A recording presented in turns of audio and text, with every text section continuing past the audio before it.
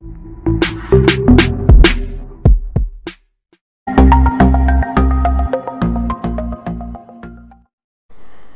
అండి, నమస్కారం. ఎలా ఉన్నారు? బాగున్నారా?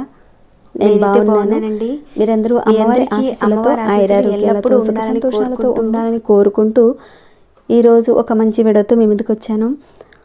ఇప్పుడు రాబోయే సంకటహర చతుర్థి రోజున ఈ చిన్న పరిహారం కనుక చేసుకుంటే ఎలాంటి ఫలితాలు కలుగుతాయి అనేది ఈరోజు వీడియోలో మనం తెలుసుకుందాం.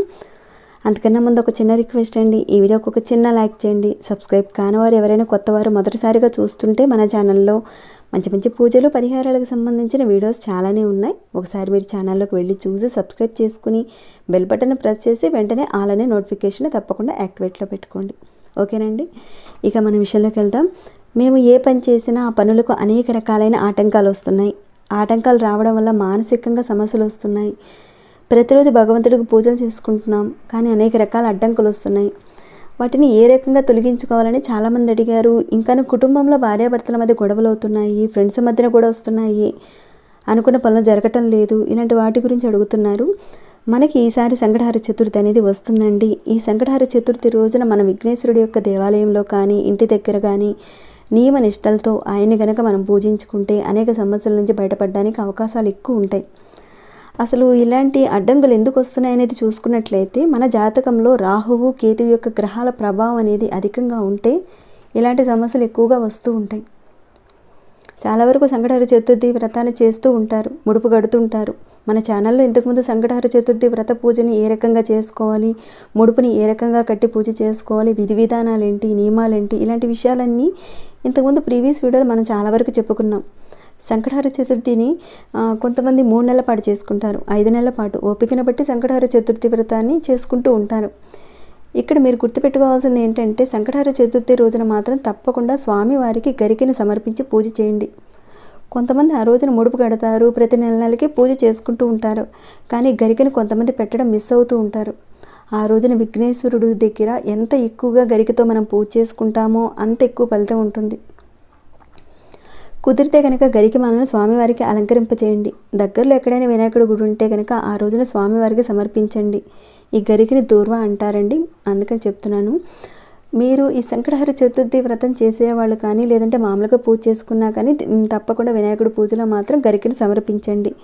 ఎందుకంటే ఆయనకి ప్రీతిపాత్రమైంది గరిక కాబట్టి తప్పనిసరిగా ఆ రోజున చేసే పూజలో తప్పకుండా పెట్టడానికి ప్రయత్నించండి. ఉదయం పూట చక్కగా మీరు స్నానం చేసుకుని ఉదయం పూట పూజ చేసుకున్న సాయంత్రం పూట కూడా మళ్ళీ ఒకసారి మీరు స్నానం చేసుకుని ఆ రోజున ఉపవాసం ఉండి సాయంత్రం చంద్రుడు వచ్చేంత వరకు మీరు ఉపవాసం ఉండి ఆ తర్వాత మీరు ఆహారం తీసుకోండి. ఉండలేని వారు కాస్త పాలు పండ్లు తీసుకోవచ్చు, కానీ ఆ రోజు మొత్తం కూడా స్వామివారి యొక్క మంత్రాన్ని జపిస్తూ ఉంటే కనుక మీకు సంబంధించిన ఏమైనా ఆటంకాలు, ఆర్థిక పరంగా ఏమైనా ఆటంకాలు వస్తున్నా కానీ అవి ఏమైనా ఉంటే కనుక తొలగిపోతాయి. ఈ సంకటహర చతుర్థి వ్రతాన్ని ఇంట్లో చేసుకోవచ్చు, అలానే దేవాలయంలో కూడా చేసుకోవచ్చు. ఆ రోజున మాత్రం తప్పకుండా సంకట నాశన గణేశ స్తోత్రం ఉంటుందండి, దాన్ని తప్పకుండా పఠించండి. చదవలేని వారు మొబైల్లో నుంచి కాస్తంత మీరు డౌన్లోడ్ చేసుకొని కనీసం వినడానికి ప్రయత్నించండి. మామూలుగా వ్రతం చేసేవారు మాత్రం నియమ నిబంధనలను తప్పకుండా పాటించాల్సి ఉంటుంది. అయితే పెద్దగా వ్రతం చేయలేని వారు అలాంటి వారు ఎవరైనా ఉంటే కనుక నార్మల్గా మీరు ఉదయం పూట స్నానం చేసుకొని మామూలుగా మీరు పూజ చేసుకున్నా కానీ ఆ రోజు మొత్తం కూడా ఆయనకి సంబంధించిన నామాన్ని తలుచుకోండి. సాయంత్రం సమయంలో స్నానం చేసుకుని నార్మల్గా గణేశుడి దగ్గర పూజ చేసుకుని గరికను మాత్రం తప్పకుండా పెట్టి సంకటనాశన గణేశ స్తోత్రం చదవండి ఆ రోజున. అంటే సంకటహర చతుర్థి యొక్క వ్రతాన్ని చేయలేని వారు మామూలుగా మీరు పూజ చేసుకున్నా కానీ సంకటనాశన గణేశ స్తోత్రంతో పాటు గరికను మాత్రం తప్పకుండా పెట్టండి. ఇక ఆ రోజున నియమ నిబంధనల గురించి మనం ఇంతకుముందు ఓ వీడియోలో మనం అన్నీ తెలుసుకున్నాం కాబట్టి ఒకవేళ ఎవరైనా మిస్ అయితే కనుక ఆ వీడియోని చూస్తే మీకు అంతా కూడా క్లియర్గా అర్థమవుతుంది. ఈ సంకటహర చతుర్థి రోజున పూజతో పాటు ఒక చిన్న పరిహారం కనుక చేసుకున్నట్లయితే, అంటే వ్రతం చేసేవాళ్లే కదండి, మామూలుగా ఆ రోజున పూజ చేసుకునేవాళ్ళు తప్పకుండా ఈ చిన్న పరిహారం చేసుకోండి. ఆర్థికపరమైన సమస్యల నుంచి సులభంగా బయటపడవచ్చు. దానికని మీరు ఏం చేస్తారంటే ఈ సంకటహర చతుర్థి రోజున మీ పూజా మందిరంలోనే వినాయకుడి దగ్గర పూజ చేసుకునే దగ్గరే చక్కగా దీపారాధన చేసుకోండి. తర్వాత ఒక బౌల్ తీసుకోండి, దాంట్లో కాస్తంత సింధూరం వేయండి, అలానే కాస్త కుంకుమ కూడా వేయండి. వేసి శుద్ధమైన వాటర్ వేసి పేస్ట్లా తయారు చేసి పెట్టుకోండి. ఆ తర్వాత ఒక పచ్చి వక్క తీసుకోండి, కాల్చిన వక్క కాకుండా, అంటే తాంబూలంలో పెట్టిస్తారు కదండి ఆ వక్క కాదు, పచ్చి వక్కను మాత్రమే ఈ పరిహారానికి వాడుకోవాలి. మీరు తీసుకున్న ఆ పచ్చి వక్కకి ఎరుపు రంగు పసుపు రంగు కలిసి ఉన్న ఇలాంటి ఎరుపు రంగు దారం మీ అందరికీ తెలిసే ఉంటుంది. మనకి పూజా షాప్లోను దేవాలయం దగ్గర కూడా చక్కగానే ఈ ఎరుపు రంగు దారం దొరుకుతుంది. మహా అయితే ఒక 10 రూపీసో లేదంటే ఒక 20 రూపీసో పడుతుంది అంతే. 2 రంగులు కలిగిన దారం అనమాట. ఈ వక్కకి బాగా చుట్టండి. వక్క కనపడకుండా బాగా చుట్టాలి.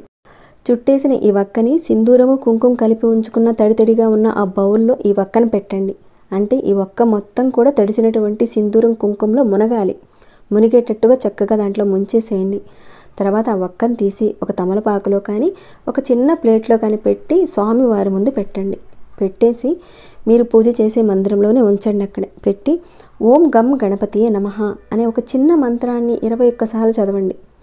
ఇక ఆ రోజు మొత్తం కూడా ఆ వక్క ఆ ప్లేట్లో కానీ లేదంటే తమలపాకు మీద కానీ పెట్టారు కదండి, ఆ రోజు మొత్తం కూడా అక్కడే ఉంచేయండి. ఇక తర్వాత రోజు మీరు చక్కగా నిద్రలేచి స్నానం చేసుకున్న తర్వాత చక్కగా దీపారాధన చేసుకోండి.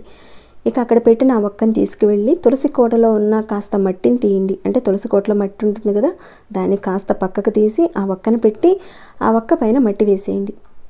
ఇలా మీరు చక్కగా ఈ సంకటహార చతుర్థి రోజున చేసుకోండి.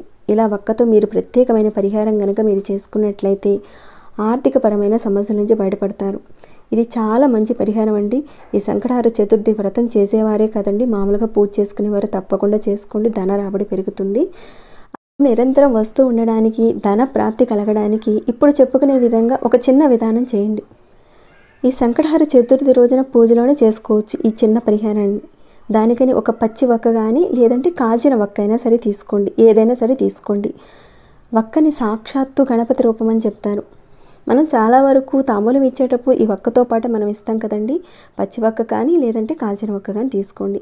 ఈ విధానం మీరు చేసినట్లయితే అప్పులు తీరుతాయి, డబ్బులు పెరగడం కూడా జరుగుతుంది.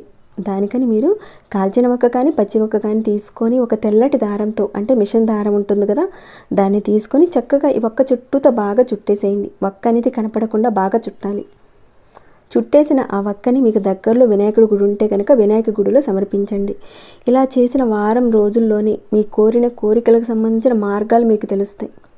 చాలా మంచి పరిహారం ఇది. ఇక్కడ తెల్లటి దారంతో మాత్రమే చుట్టాలి. అలానే వినాయక గుడిలో, అంటే ఈ సంకటహార చతుర్థి రోజున వినాయకుడి గుడిలో చాలా వరకు తెల్లటి దారంతో చుట్టిన వక్కల మాలల్ని స్వామివారికి చాలామంది సమర్పిస్తూ ఉంటారు. మీరు చూసుంటే కనుక ఖచ్చితంగా కామెంట్ పెట్టండి కింద.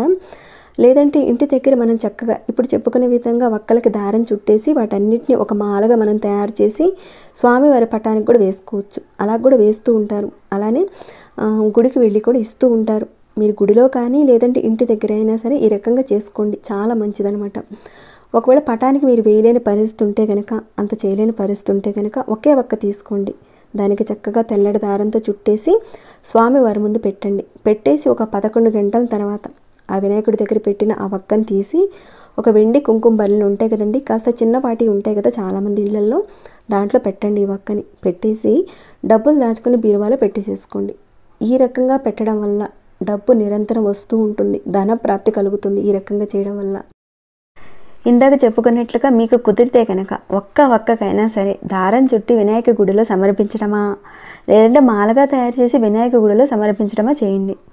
లేదంటే మీ ఇంట్లో ఉన్న పటానికైనా చేయండి. అది కుదిరిన వాళ్ళు ఇప్పుడు చెప్పుకునే విధంగా తప్పకుండా వక్కకి చక్కగా తెల్ల దారం చుట్టేసి కుంకుమ బల్లో పెట్టుకోండి. ఈ రకంగా చేయడం వల్ల గణపతి యొక్క అనుకూలమైన శక్తి మీకు కలుగుతుంది. ఇలా పెట్టింది ఎప్పుడు తీయాలి అంటే కనుక నెక్స్ట్ వచ్చే సంకటహార చతుర్థి రోజున మీరు తీసేసి ఏదైనా పారే నీటిలో కానీ లేదంటే చెట్టు మొదట్లో కానీ పెట్టేసేయండి. మీరు ఈ రకంగా ప్రతి సంకటహార చతుర్థికి మీరు చేస్తూ ఉంటే కనుక ధనానికి సంబంధించిన ఆటంకాలు తొలుగుతాయి, ధన రాబడి పెరుగుతుంది. తప్పకుండా ఈ సంకటహార చతుర్థి రోజున ఇప్పుడు చెప్పుకునే చిన్న విధానాలను ప్రయత్నించి చూడండి. మీ జీవితంలో మంచి మార్పులను అయితే మీరు చూస్తారు. ఆ విఘ్నేశ్వరుడు యొక్క ఆశీస్సులు మీకు ఎల్లప్పుడూ కలగాలని నేను కోరుకుంటున్నాను. ఈ రోజుటి వీడియోని ఇంతటితో ముగిస్తున్నాను. మరి మీ మనసుకు ఎలా అనిపించిందని మాట చెప్పండి. ఇంకా లైక్ చేయకుండా ఎవరైనా ఉంటే కనుక ఒక చిన్న లైక్ చేయండి. సబ్స్క్రైబ్ కాని వారు మన ఛానల్కి సబ్స్క్రైబ్ కండి. అలానే మన ఛానల్లో ఉన్న వీడియోస్ని ప్రతిరోజు చూస్తూ ఉండండి. మరొక భక్తి వీడియోలో మళ్ళీ మిమ్మల్ని కలుసుకుంటాను. అంతవరకు సెలవు.